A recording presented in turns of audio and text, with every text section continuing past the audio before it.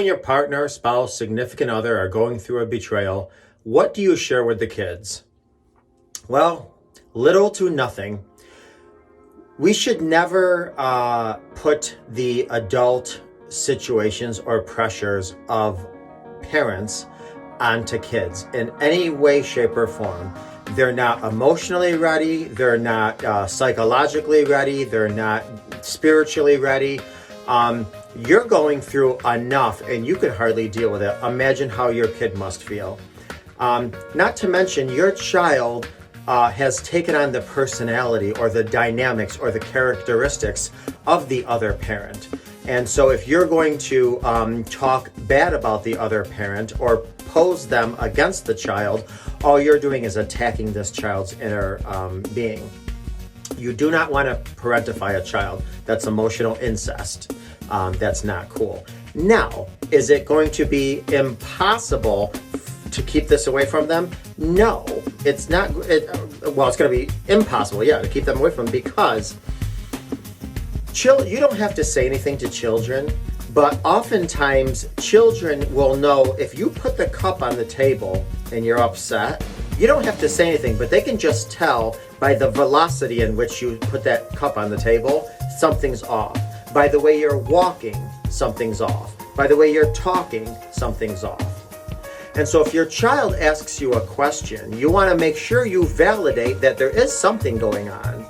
Whatever your family dynamics are, mommy and daddy are going through something, or mommy and mama are going through something, or daddy and papa are going through something, whatever you want to say. But, daddy made a decision that hurt mommy really badly, but it doesn't mean anything for you. Both of us love you very much. Mommy and daddy are going into counseling, or again, whatever your family dynamics are, daddy and papa are in counseling, and we're going to learn to love each other and forgive each other. But sometimes you might experience us forgetting to be best friends. But just know that you're safe. Just like you are seeking safety from the person who hurt you, you want to make sure your kids are given safety too. Now, the other thing too is you don't want to lie to them. You don't want to lie to them for a lot of reasons. Number one, let me just put it this way. Children know something is off. They know something is off. They feel it in their gut. Just like you knew something was off when your partner, spouse, or significant other was being unfaithful. You might have not been able to pinpoint it, but you knew something was off. Something just didn't feel right. Your kids feel the same thing. And if your kids go up to you and ask you a question, hey, did so-and-so do this? Did mom do this? Did dad do this? Did so-and-so whatever? And you say, no, all is good in the hood. All is fine, honey. Don't worry about it. What you're doing is confusing their nervous system. You're invalidating their intuition.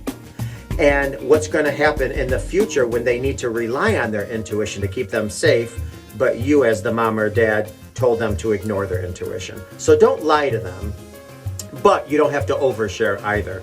Obviously, there's different developmental stages and ages and phases that you want to share different things. Some kids that are in their teens or late teens, the parents are very honest with them. Hey, listen, your mom kind of met somebody, talked with somebody, and that really hurt my feelings, and so we're kind of going through that, whatever. If that child is emotionally mature, if that child suspects something already, you're simply validating their emotions. If it's a younger person, again, you want to be age appropriate, because the last thing you want to do is commit emotional incest by parentifying your child. They have enough to worry about. Kids internalize things. If they hear parents arguing about money, kids automatically assume I eat too much or my clothes cost too much.